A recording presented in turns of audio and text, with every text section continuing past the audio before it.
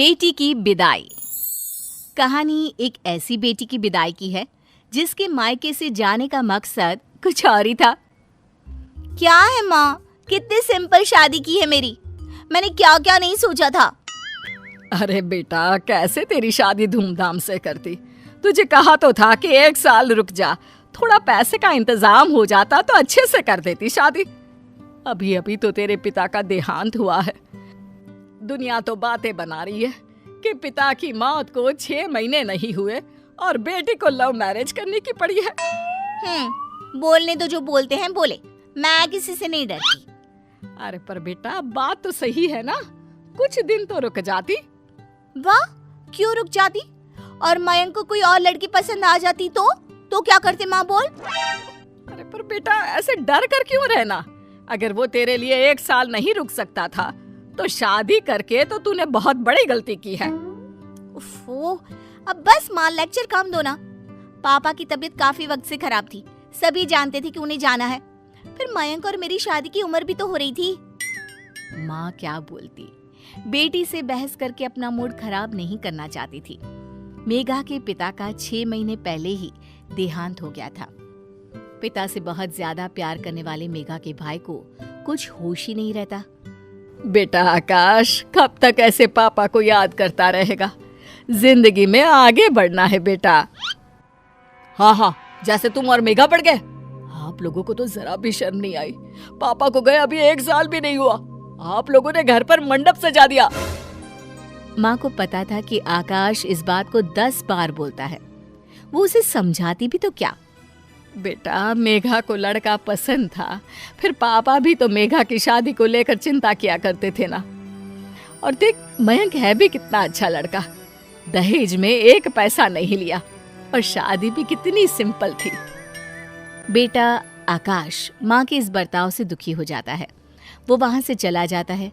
वहीं मेघा ससुराल जाती है, जहां मयंक कहता है, देख मेघा, साफ बात है, मेरे घर में माँ तो है नहीं, पापा भी साथ नहीं रहते। मैं भी बिजनेस और काम के चक्कर में तुम्हें ज्यादा समय नहीं दे पाऊंगा, तो देख ले तू क्या करना है। मेघा जो घूमने फिरने की शौकीन थी, वो अब 4 दीवारी में बंद कर रह जाती है। वो सोचती है कि क्या करे, कैसे शादी के पहले जैसी जिंदगी एंजॉय करे। मयंक, मैं माँ के घर जा रही हूँ, तुम 2 दिन बाद मुझे लेने आ जाना। अरे मेरे पास इतने पैसे नहीं है कि मैं दिन में 4 बार तुझे लेने और छोड़ने आऊं, समझी। ये क्या हो गया है मयंक, शादी से पहले तो बड़ा प्यार था, अब ऐसी भाषा। मेघा माँ के घर जाती है। जिस मेघा को पिता के घर पर खूब अच्छा खाने पहनने मनचाहा घूमने मिलता था, वो मेघा पति के राज में बंद कर रह जाती है। मेघा के मायके में उससे मिलने उसकी मामा की बेटी आती है। हाय मेघा, ये क्या पहना है, कोई डिजाइनर साड़ी नहीं ली? हाँ, वो क्या है ना, घर पर ही हूँ तो ये सिंपल सी।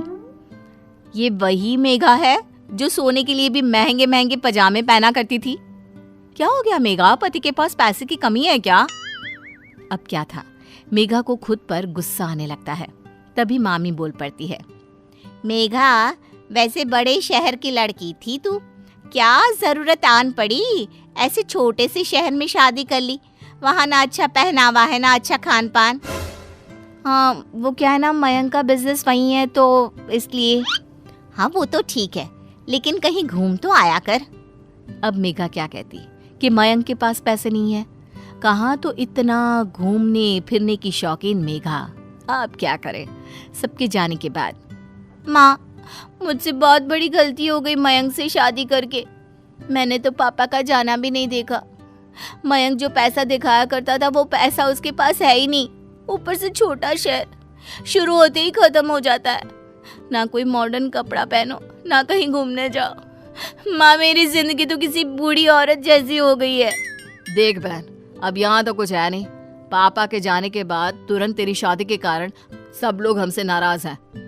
अरे तो मैं कौन सा कोई बहुत खुश हूँ, मैं भी तो जैसे तैसे लाइफ काट रही हूँ। अरे तो की क्यों शादी, कोई तेरी उम्र भी इतनी नहीं हो रही थी, तब तो लव मैरिज के चक्कर में तूने शादी कर ली। और अब रो रही है कि शहर छोटा है, मयंक के पास वो पैसा नहीं है जो वो दिखाया करता था। क्यों? अब वो तेरा पति है, वो जिस हाल में रखे रह, समझी। जो बात माँ को समझानी चाहिए थी वो भाई समझा रहा था, लेकिन लालची मेघा को अब मायके में रहना ज्यादा अच्छा लगने लगा।